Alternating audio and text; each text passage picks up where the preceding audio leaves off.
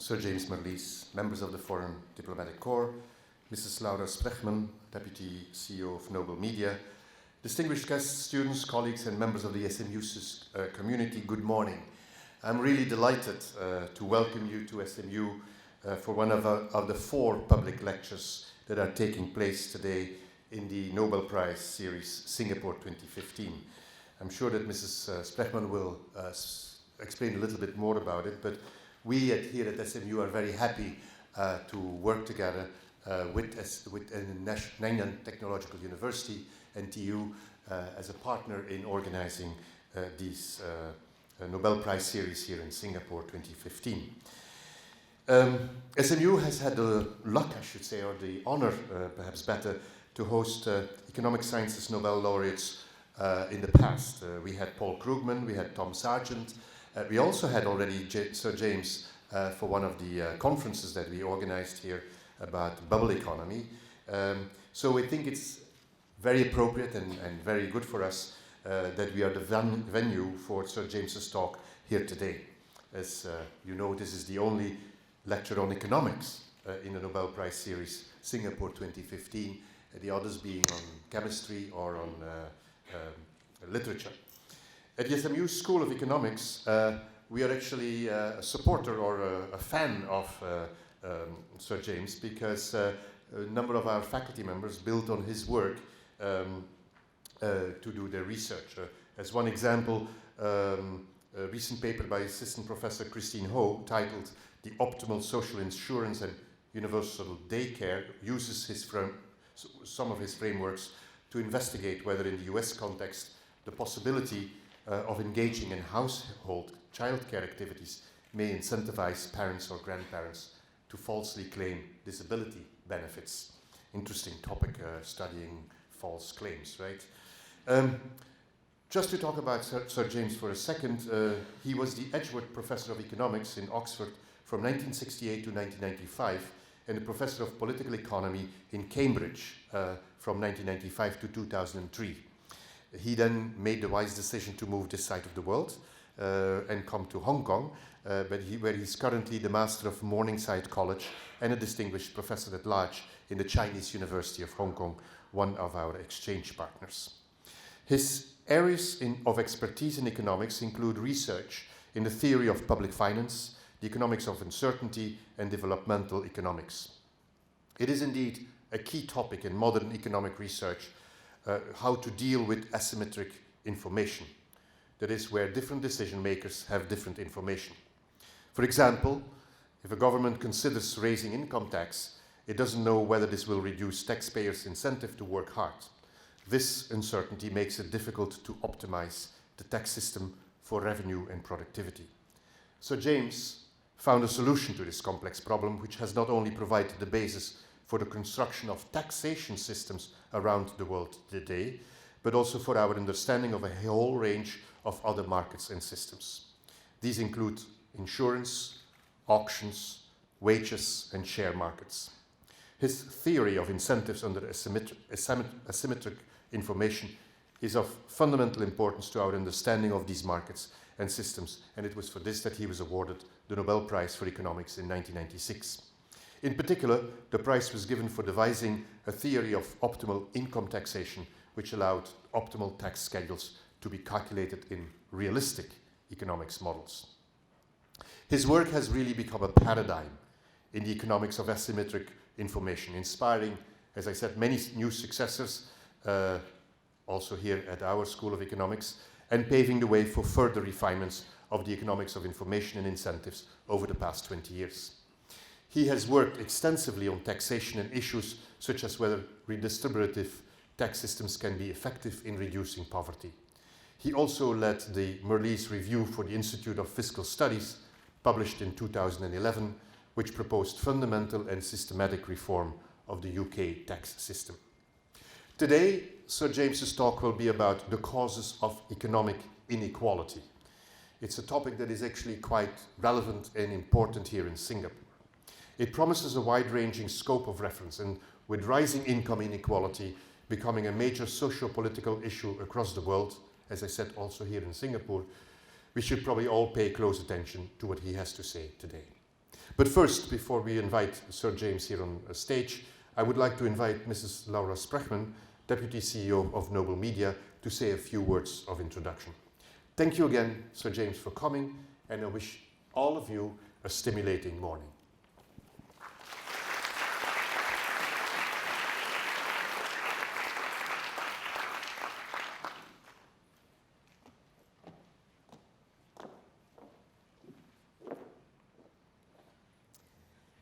Sir James Mirrlees, Your Excellencies, Professor Arnaud de Meyer, ladies and gentlemen.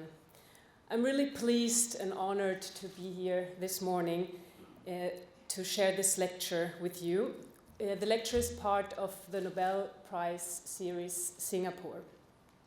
The essence of the Nobel Prize Series is to engage in dialogue, to share knowledge, and to be inspired with the Nobel Prize as a base, and also to be inspired about the values that the Nobel Prize represents. So I really encourage you, in the spirit of asking questions, to, after the lecture, really engage and ask questions to Sir James Mirrlees. The Nobel Prize Series started yesterday with an executive roundtable and a conference about the future of learning. As we speak, our other distinguished Nobel laureates, Professor Stefan Hell, Professor Ada Jonat, Sir Harry Kroto, and Professor Wole Soyinka are having their lectures in different places. Later today, we will be inaugurating an exhibition about the Nobel Prize. It's called the Nobel Prize Ideas Changing the World. It's at the Art Science Museum, and I really encourage you all to go and visit. It's free, and it will be open until the end of January. So there are lots of things to learn about the Nobel Prize and about all these wonderful people that inspire us every day. For the first time ever, actually, visitors will be able also to interact with Alfred Nobel's will electronically, so it's a really nice feature, and to learn more about him. The will was actually a 4-page document where he established the creation of the Nobel Prize to be awarded to those who have conferred the greatest benefit on mankind. Our purpose with this outreach, and I represent Nobel Media, we work together with the Nobel Museum within the umbrella of the Nobel Foundation. The purpose with the outreach, and it's exactly what we're doing today, is to share knowledge, to inspire, to engage in dialogue about topics that affect us all, based, of course, on the Nobel Prize, which has been awarded since 1901. I would like to say a very special thanks to Singapore Management University for hosting us today. It's a real pleasure. And also, of course, to Nanyang Technological University for organizing this together with us.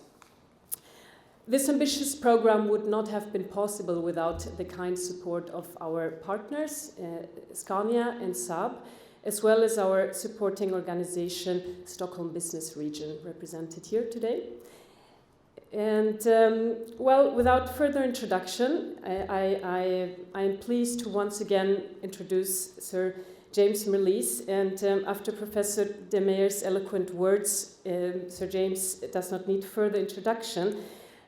Actually, I would only like to add one thing. Yesterday at a conference about the future of learning, there was a very lively discussion about the importance of going beyond one's borders and engage in topics that are beyond the horizon in order of one's own topic, in order to expand one's mind. And early on, Sir James Mirrlees chose to extend his own horizon by studying philosophy, engaging in the arts. I actually read the other day a quote from an interview with you saying that there was a lot I wanted to do besides mathematics from your early study years. And so in this spirit of celebrating curiosity, creativity, and fearlessness, and engaging in several other topics, maybe beyond one's horizon, I warmly welcome you Sir James Mirrlees, and all of you, ladies and gentlemen, and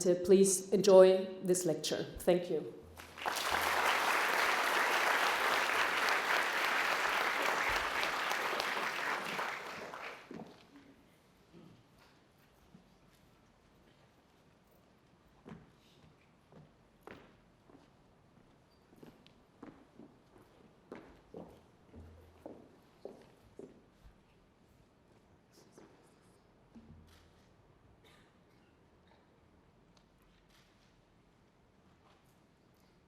Very much. President de Meyer and Your Excellencies, students, faculty, friends, nice to be back. I will try to keep it from being too long. I've kept the number of slides reasonable, but economic inequality is quite a big issue. And it has become a matter of excitement beyond the borders of economics. I'm going to start with something you've probably come across. Oxfam reported that 85 people in the world, for the moment I'm talking completely globally, have as much wealth among them as the least wealthy half of the world's population. I mention that not to tell you that it's true, because I think it actually overstates the position for a number of reasons, which will become apparent as I go on. But there's no question the top 100 people in the world have a lot. I should... The sort of example we give as to how it's misleading. For a start, these are numbers of people's apparent wealth. I won't actually show you these figures, but we're talking of tens of billions at the top. People who appear to have the wealth of a moderately sized nation. But if they try to dispose of the wealth, sell things, there might be capital gains that have to be taxed on. So it's something like that's not allowed for. I was talking about this at a meeting in Scotland, the Council of Economic Advisors to the Scottish Government. And one of the members of the council is on the Forbes rich list of billionaires. He said at once, it's misleading. They claim these are the right figures, but it doesn't take account of my debt.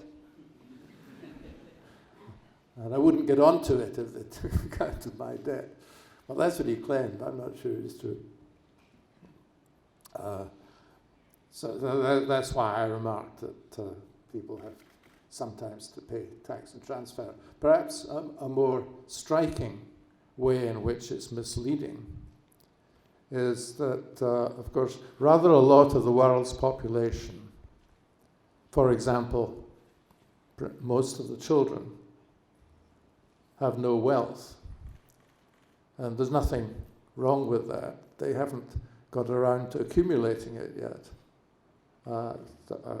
Clearly, the way that Oxfam calculated this was that ignoring that, they didn't have a clear definition of what they were doing. So they're not counting something rather important when they're not allowing for the way that people accumulate wealth during their lifetimes.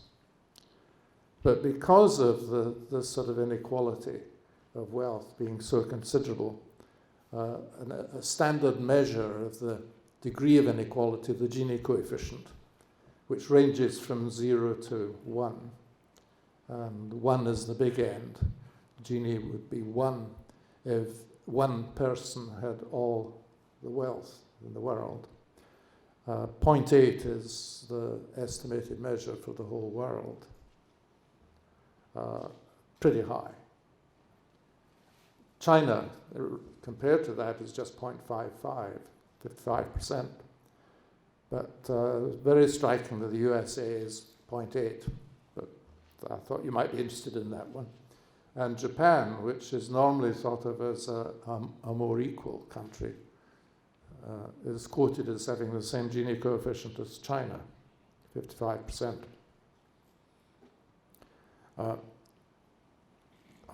Many of us think it makes more sense to look at the inequality of income. But in thinking that, we remind ourselves, and I remind you, that it's very hard to decide what income really is, what the proper definition of income is. So there's a vagueness in this. That if you look up what the Gini coefficient for America is, and that's for after-tax income, it's nearly 40%. So you're still dealing with something that looks as though it may be fairly large. Of course, the USA is towards the high side amongst countries. On the other hand, some countries, particularly in Latin America, have much higher Ginis than that, and so does China. One reason why wealth inequality is so great, as I already indicated, people accumulate wealth over their lifetime, mostly starting with nothing. Inheritance, which is something that Thomas Piketty, in his big book on inequality in the 21st century, which has caught a lot of attention, he takes it that inheritance is a very important reason for the inequality. But most people only inherit much capital fairly well on in their lives. So that still leaves you with a lot of inequality over the lifetime. Piketty claims in the book, but doesn't really check his numbers, that this accumulation of wealth during the lifetime, as you save to buy a house or to augment your pension, whatever it might be, does not explain the degree of inequality. I was held up for a bit by that comment, and I couldn't see what his reasons were for thinking it didn't do it. And the reason why I thought this was a bit strange was that a great friend and colleague of mine, now sadly dead, John Fleming in Oxford, when he was on the British Royal Commission on the Distribution of Income and Wealth, had done a rough calculation to see whether it seemed likely that granted the inequality of wages, so as you all know, some people get a bigger wage or salary than others, and you've got a pretty good idea why that is. Granted that degree of inequality, so that people with a higher wage or a rising wage are going to be doing more saving, you'll end up with a particular distribution of wealth. And he actually, in his calculations, came up with a degree of inequality of wealth. It was pretty much what was observed for Britain at that time. However, that measure probably understated the true degree of inequality because it's very hard to do it right at the top end. Now, I don't think John had it completely right either, but it's certain that this lifetime accumulation of wealth has a lot to do with these very large figures and would naturally make one hesitate over it. I'm going to be saying more and more about this as we go on. You'll see why I think it's a significant remark.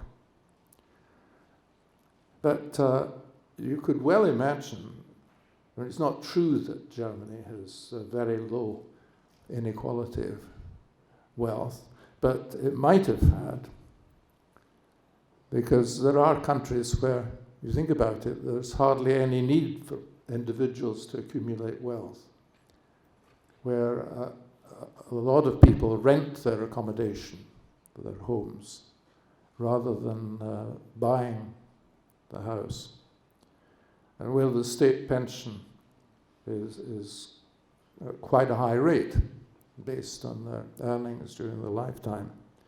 So why would people bother to accumulate wealth?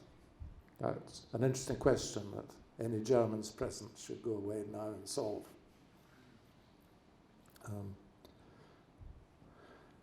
But I thought I'd like to try a few remarks, and might get some interesting responses later, on why we should possibly care about the degree of inequality. Is it because we're somehow, or other people, are very envious of the very rich? I mean, that just seems to me it couldn't be good grounds for a government to do anything about it. Envy is not something to react to, ideally. You might get forced into it, but you should resist that.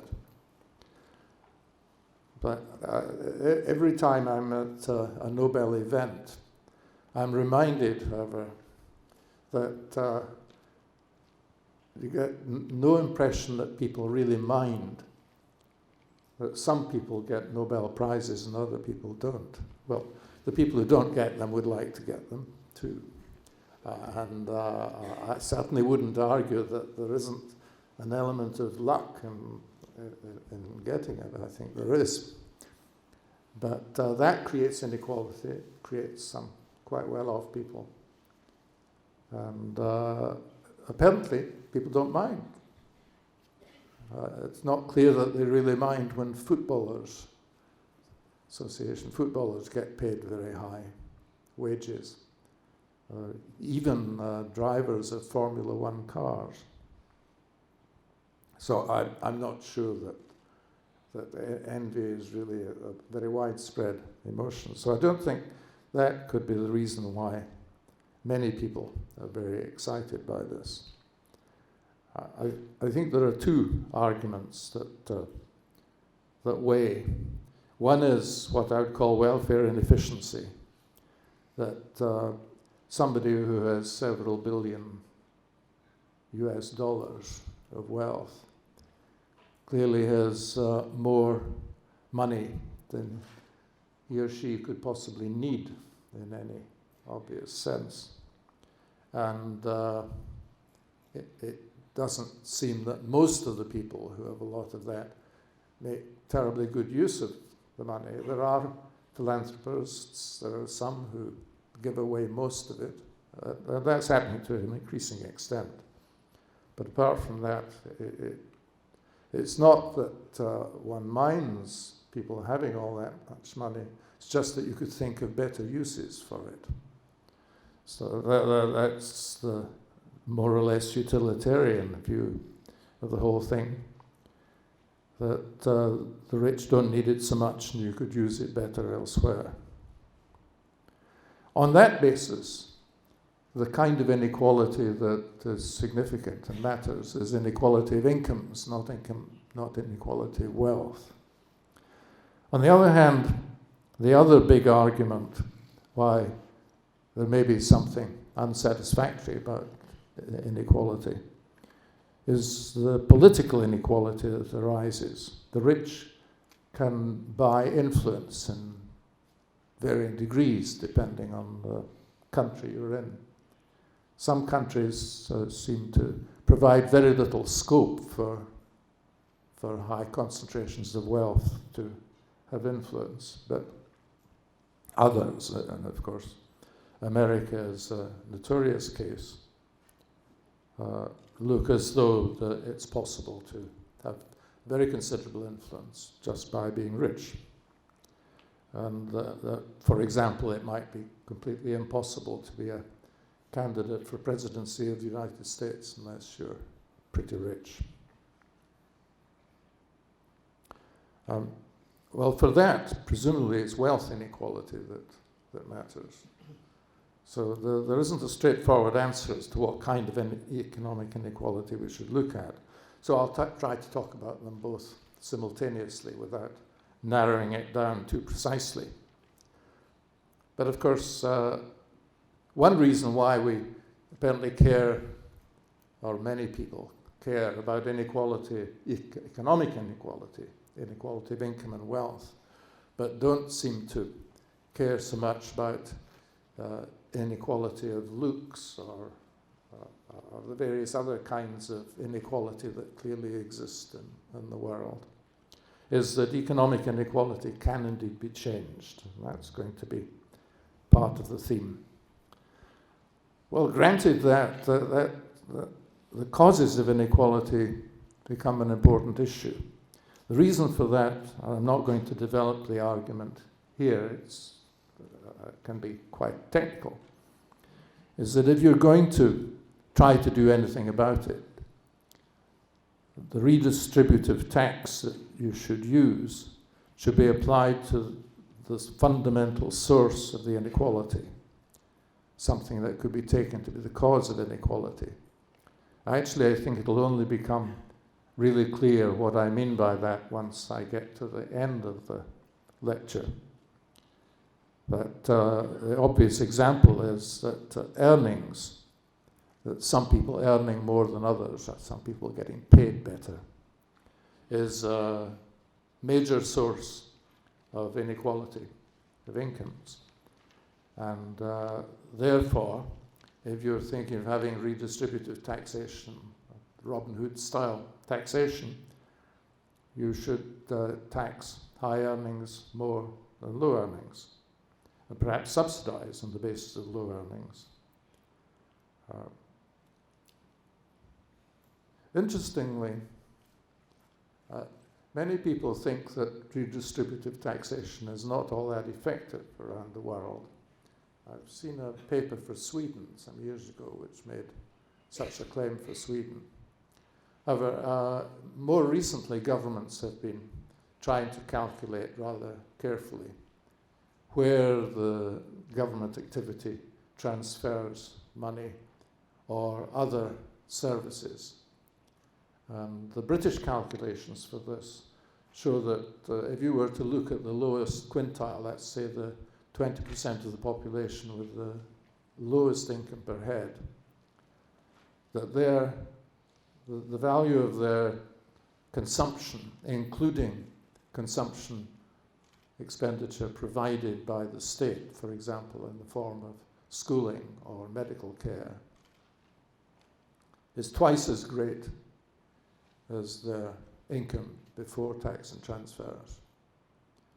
So there's very considerable redistribution towards the lower end, and quite a lot gets taken from the top. So redistribution really does make a difference and can be used to do that. This is saying you should, however, base the tax on earnings and pay, rather than I just take this major example that people like the idea of taxing luxuries. Now, luxury goods might happen to have externalities of some kind, might raise the thought of envy again, or they might be just conspicuous consumption, so that if they're more expensive, that may make them more desirable rather than less. But apart from these somewhat peculiar exceptions, it doesn't make sense to tax buying luxury goods like expensive cars rather than having a high salary, because buying necessities excessively and wasting them would be just as bad as buying something that's normally called a luxury, insofar as it's bad at all. It's just not terribly good. Anyway, let's start with wealth. Let's see what makes wealth so unequal. And I want to establish in your mind, if I can, the idea that the wealth follows what those of us of a more mathematical inclination call a random walk.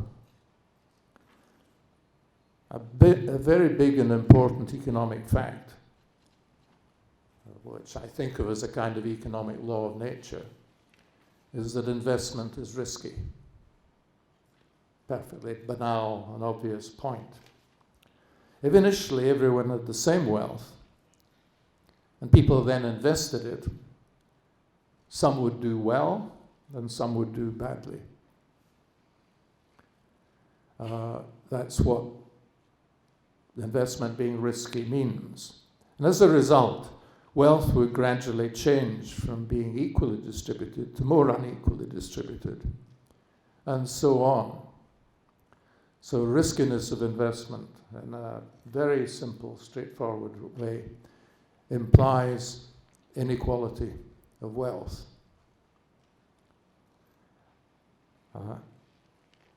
If the riskiness of investment is really big, then it could lead to very substantial inequality. But equally, maybe this is a small point, because although individual investment projects may be rather risky, you might expect that most people who do investment do a mix of different investments, so that they kind of insure one thing against another.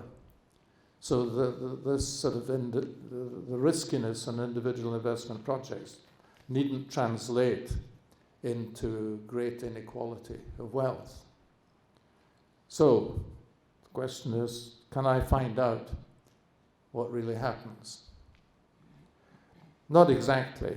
I mean, I dare say there may be ways of doing this, but what I really want is a sample of people with different wealth and income where we can follow their experience over time.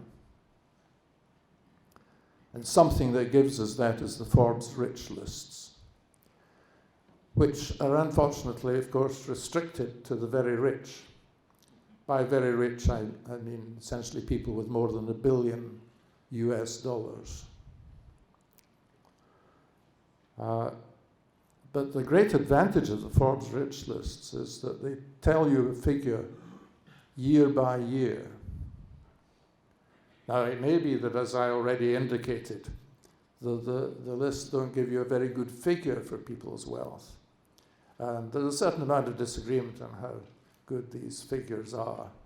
And the conversation that I mentioned at the Council of Economic Advisers in Scotland, there was another pretty rich person present who thought that these figures were a pretty good proxy. So I go on with them. What I did is, of course, I got somebody else to do most of the work. But there are always economic students who can be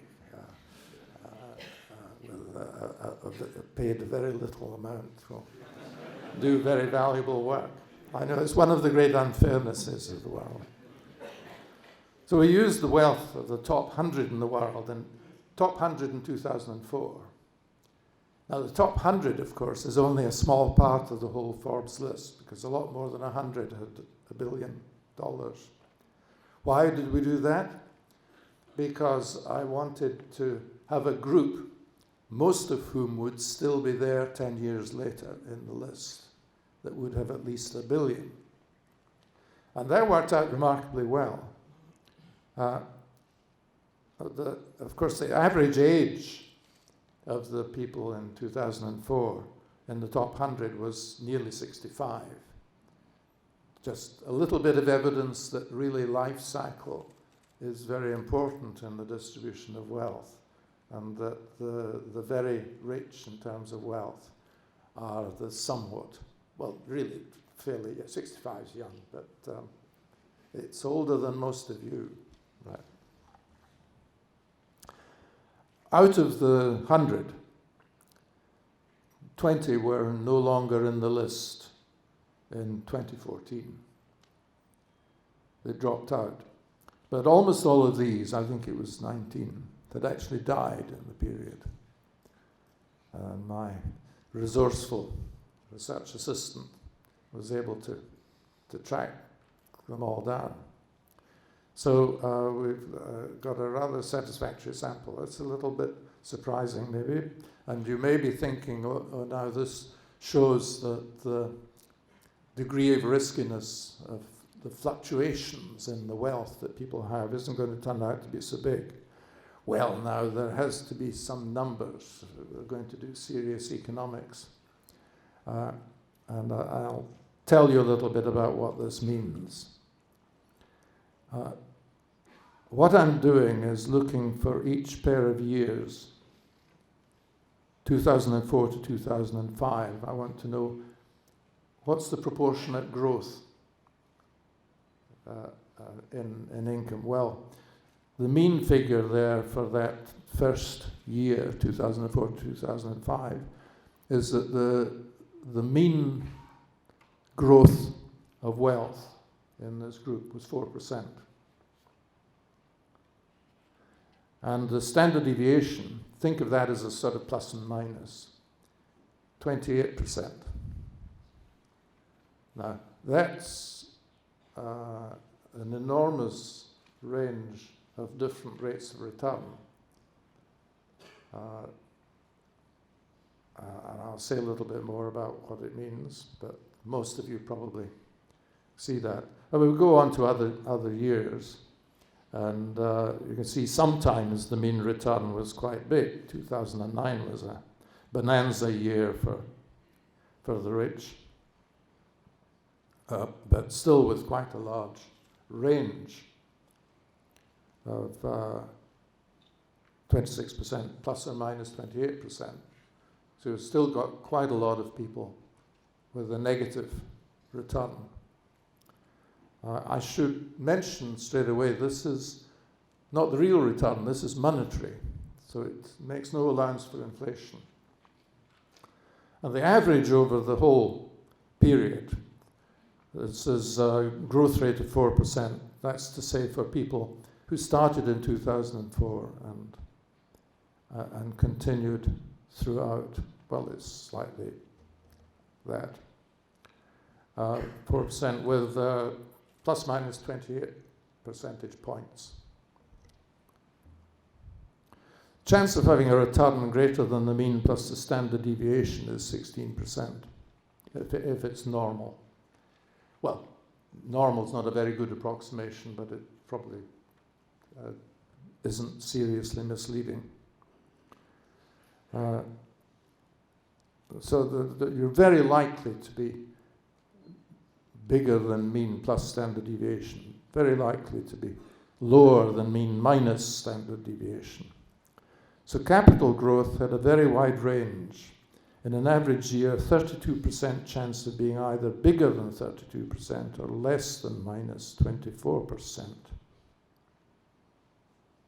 The average rate of return, 4% in money terms, quite low, lower than the growth of the world economy in that period. In an interesting way, this contradicts a big claim of Piketty's that the wealth inequality is bound to keep growing unless you do something about it. But of course, I've only looked at one particular decade. There'd be an awful lot of work to be done to try to do anything comparable. Now, I want to add another remark. Labour incomes are also risky. There isn't time to go into this in great detail. Interestingly enough, perhaps the most helpful data here is collected by sociologists and is not exactly income data. It's things like whether people become unemployed or whatever. Two sociologists who did some work with a relatively small sample, Rank and Herschel, found that 70% of people in America were in economic hardship for at least 1 year of their life. Economic hardship meant they might be in poverty by the standard poverty definition, might be unemployed for that year, and there was another possible way of being. But to interpret this by saying there are really quite big fluctuations, because also about 70% of them were in the top 20% of incomes in the population. in 1 year of their lives. Another way of putting this is something Peter Diamond, a great friend who got Nobel Prize a few years ago, discovered years ago when he was given access to the American government Social Security files. Of course, in order to calculate Social Security, the American government has to get information year by year on people's income. So Peter got the computer to generate scatter diagrams showing for many individuals chosen at random their income jumping around year by year. He said in most cases, if you looked at these over, I think it was a 30-year period, from about 1950 to 1980, there was no visible trend. That's it. This is in a period when, in money terms, incomes had been rising significantly. And yet there was so much fluctuation in people's incomes that to the careless eye, there was no obvious rising trend in individual incomes.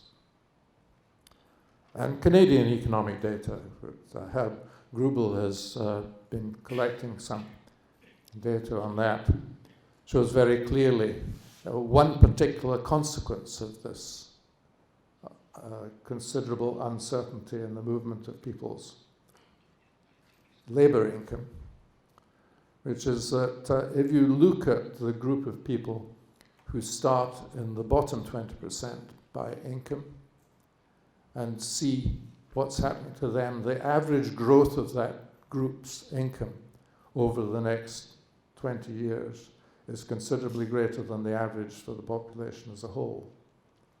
So, of course, the people at the bottom at one time will tend to rise up. The people at the top will tend to fall down within the distribution. And this is simply the result of the scattering, of the random walking, which applies to labour incomes as well as capital incomes. So where does this get us to? We're saying, just quickly run over it, the causes of inequality. It's worth just clarifying in one's own mind these particular simple points. Unequal incomes arise from earnings inequality, which is in part to be interpreted as the play of luck and randomness for people in the labour market. But also, of course, intrinsic differences of ability and skill, which we normally emphasize. And they come from some people having more capital than others, so they'll get less or more income from that capital. And they also come from the fact that the income you get from your capital may be big or small or negative. That's, say, the random return to investment. So you've already got three different sources of the inequality of incomes. And then the inequality of wealth comes from people having had unequal incomes in the past. You've got that inequality so that some can save more than others. And from people doing varied amounts of saving, for example, because of random windfalls, you may get a legacy from. You don't know quite when your parents may die, and they may leave you some money. The house may prove to be quite valuable. Or profits and losses go up and down if you're running a business. And some people give more than others. Some people give very little. But that appears to be a smaller item in the whole thing as far as I can determine. Now, in this situation where I'm putting a lot of emphasis on the randomness giving rise to the inequality we see, redistributive taxation, taking from the rich and giving to the not so rich, can provide insurance. And I think this it could be argued that insurance is something that could well be left to the private sector to provide. But we observe that many kinds of insurance simply didn't develop. Where was private unemployment insurance when it was needed? So I think insurance is an area where I think the case for government activity is very strong. Anyway, however the insurance is provided, insurance, that's to say, of income fluctuations, analogous to, say, agricultural insurance, which admittedly is usually crop insurance rather than income insurance for farmers, but it could work the same way. So that can reduce the randomness, reduce gains and losses, and of course that would reduce inequality. Now people, of course, might like perfect insurance.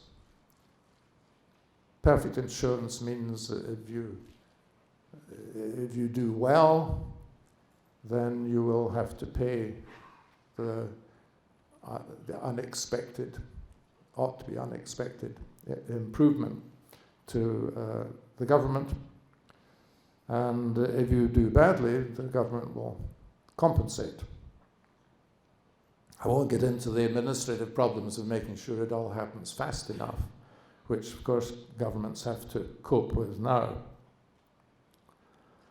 Now that perfect insurance could eliminate inequality.